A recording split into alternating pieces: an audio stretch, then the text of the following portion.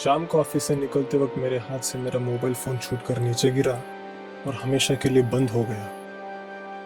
मेरा बहुत सारा काम मोबाइल पे ही होता है, इसलिए मैंने घर जाने से पहले एक नया मोबाइल खरीद लिया। अब जबकि मैं नया मोबाइल खरीद के घर जाने वाला था तो देर तो होनी थी। जैसे ही मैं घर पहुंचा, मेरा 8 साल का बेटा मुझसे पूछने लगा कि मुझे इतनी देर क्यों लगी घर आने में। मैंने उसे अपना नया मोबाइल दिखाया। उसे देखते ही वो सारी बातें भूलकर मुझसे मोबाइल मांगने लगा। बच्चों को नए मोबाइल में गेम खेलना बड़ा अच्छा लगता है, इसलिए मैंने उसे मोबाइल दिया और ये भी कहा कि वो किसी को फोन ना करे, किसी को मैसेज ना करे और कुछ डिलीट भी ना करे। उसने मेरी सारी बातें मान ली और मोबाइल लेके अपने कमरे में चला गया। यहाँ कुछ देर हॉल में मैं टीवी देखता रहा। फिर मैंने खाना खाया और उसके बाद मैं सोने के लिए अपने कमरे में जाने लगा। जाते जाते मेरे दिमाग में मोबाइल का ख्याल आया और उसे लेने मैं मेरे बेटे के कमरे में चला गया। मेरा बेटा सुकून से सो रहा था। वहां बेड पर ही मेरा मोबाइल पड़ा था। मैंने मेरा मोबाइल उठाया और देखने लगा कि मेरे इस नन्हे शैतान ने कुछ गड़बड़ तो नहीं की। उसने कुछ सेटिंग्स चेंज की थी, नए गेम्स इंस्टॉल किए थे और कुछ फोटो भी खींची थी। मैंने गैलरी ओपन की और उसने खींची हुई तस्वीरें देखने लगा। आधा टेढ़ा मुंह बनाकर उसने कई सारी सेल्फीज खींची थी। एक एक करते हुए मैं उसकी सारी सेल्फीज देखने लगा, लेकिन जैसे मैं आखिरी फोटो तक आया, मेरे पाँव के नीचे से जमीन सरक गई।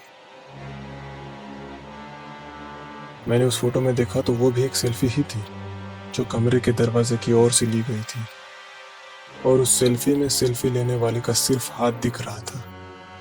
फोटो में जूम करने पर कुछ ऐसा दिख रहा था कि मेरा बेटा सोया हुआ है और मैं उसके बाजू में हाथ में यही मोबाइल लेकर खड़ा हूँ। जो कुछ भी मैं देख रहा था वो अजीब था। मैंने सेल्फी लेने वाले उस शख्स के हाथ को फिर से ध्यान से देखा तो पता चला कि वो तो मेरा ही हाथ है, लेकिन मैं तो कमरे में मेरे बेटे के पास उसके बेड के बाजू में खड़ा था।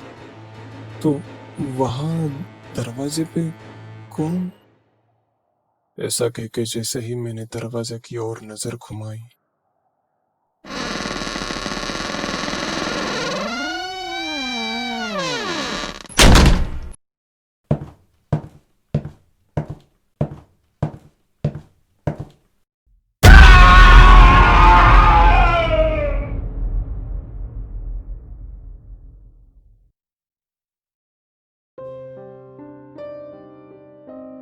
अगर आपको ये कहानी पसंद आई हो तो कमेंट करके ज़रूर बताइए, और अगर आप ये कहानी मराठी में सुनना चाहते हैं तो उस कहानी की लिंक मैंने डिस्क्रिप्शन में दी है।